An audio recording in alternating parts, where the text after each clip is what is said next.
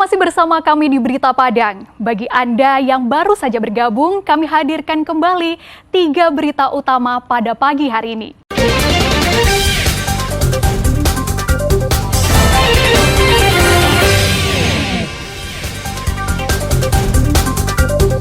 Baru keluar penjara, pengedar narkoba di Padang kembali ditangkap polisi. Festival multikultural di Padang meriahkan kemerdekaan RI. Puluhan pegawai Kanwil Kemenkumham donorkan darah.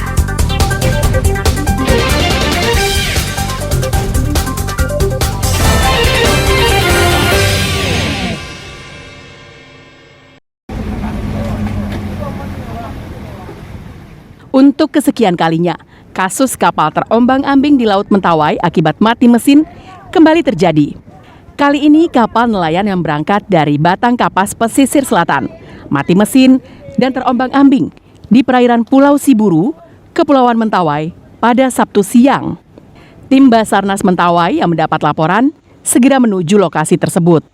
Setelah menempuh perjalanan selama 2 jam, tim menemukan kapal nelayan Anugerah 01 yang sudah terombang-ambing selama berjam-jam.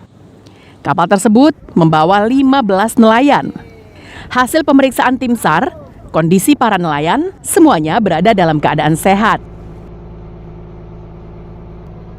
Operasi pencarian dan pertolongan terhadap satu kapal bagan yang mati mesin di Pulau Siburu, perairan Mentawai.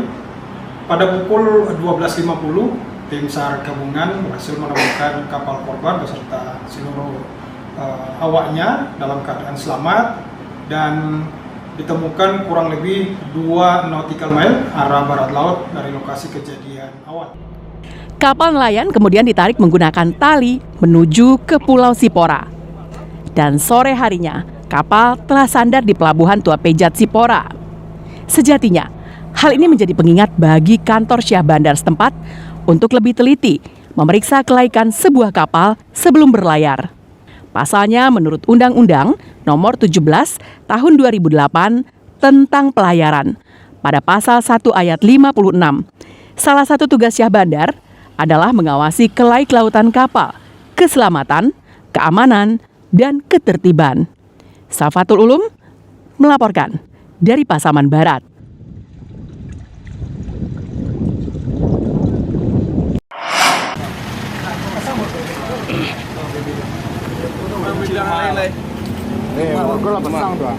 Dorit tak berkutik saat sejumlah polisi berpakaian bebas menjatuhkannya di Jalan Baru Indarung, sekitar 15 km dari pusat kota Padang, pada Jumat sore pekan lalu.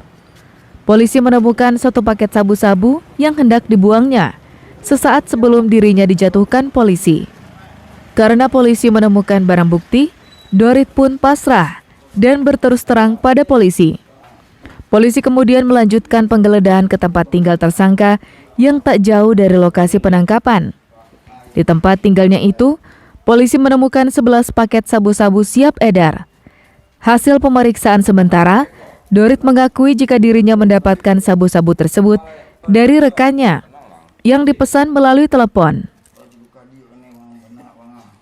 Penangkapan berawal dari informasi masyarakat, kemudian kita kembangkan, sudah satu kita lakukan penangkapan dengan cara transaksi, kemudian kita lakukan penggeledahan rumah, kita dapat 12 paket.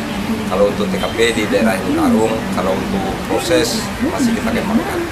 Kalau untuk TKL Solo Kupang, residivis dengan tindak pidana yang sama. Dorit merupakan residivis atas kasus yang sama dan baru bebas dari penjara beberapa waktu lalu. Kasus ini menjadi bukti jika pembinaan terhadap penghuni lembaga pemasyarakatan tak maksimal. Kini, Dorit diperiksa intensif di Mapolresta Padang. Polisi memburu bandar besar yang memasok sabu-sabu kepadanya. Alfi melaporkan dari Padang.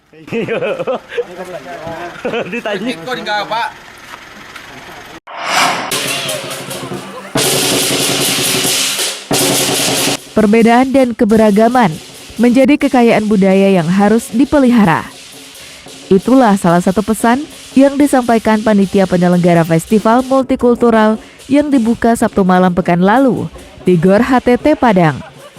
Festival yang diselenggarakan selama 1 minggu ini akan menampilkan beragam kesenian dan budaya dari berbagai etnis yang hidup dan berkembang di Sumatera Barat, seperti Minang, Batak, Jawa, etnis Tionghoa, Mentawai, Nias, dan masih banyak lagi yang akan tampil bergiliran setiap harinya.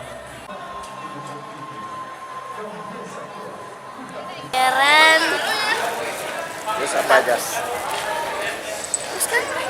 Tadi nonton tari-tariannya nggak? Nonton Apa saja tari-tari yang menarik? tarian nasional, tarian 1000 wajah, lagi barongsai. Dengan tujuan untuk memberikan yang namanya mungkin hiburan, tontonan kepada masyarakat dalam rangka HUT kemerdekaan Republik ini, kemudian juga sambil mengedukasi ya bahwa yang namanya kemajemukan, kebinekaan ini itu bukan menjadi suatu perpecahan, tetapi kalau memang bisa kita kolaborasikan, ini menjadi suatu kekuatan dan bisa menjadi suatu tontonan yang menarik. Selain menampilkan kesenian dan budaya, juga ada bazar merah putih. Produk-produk dari UKM Sumatera Barat hingga kuliner tersedia di bazar ini untuk bisa dinikmati pengunjung.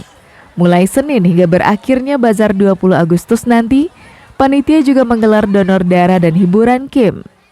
Festival dibuka mulai pukul 5 sore hingga pukul 10 malam. Pengunjung tidak dikenakan biaya masuk alias gratis. Arset Kusnadi melaporkan dari Padang.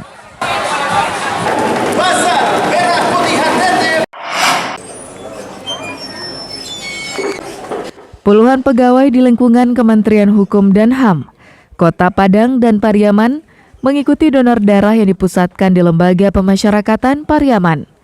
Tidak semua peserta yang bisa diambil darahnya, karena harus diperiksa kesehatannya terlebih dahulu oleh petugas kesehatan dari Palang Merah Indonesia.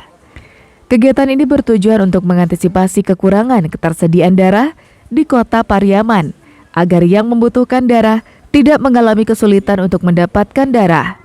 Menurut Ketua PMI Pariaman, Mulyadi, persediaan darah di Pariaman jauh dari kata cukup. Dalam sebulan, rata-rata dibutuhkan 100 hingga 150 kantong darah, sedangkan persediaannya cuma 20 hingga 30 kantong darah. Rata-rata itu sebulan itu ada di kisaran 100 sampai 150 kantong lah sebulan itu untuk kebutuhannya. Sementara stok yang ada itu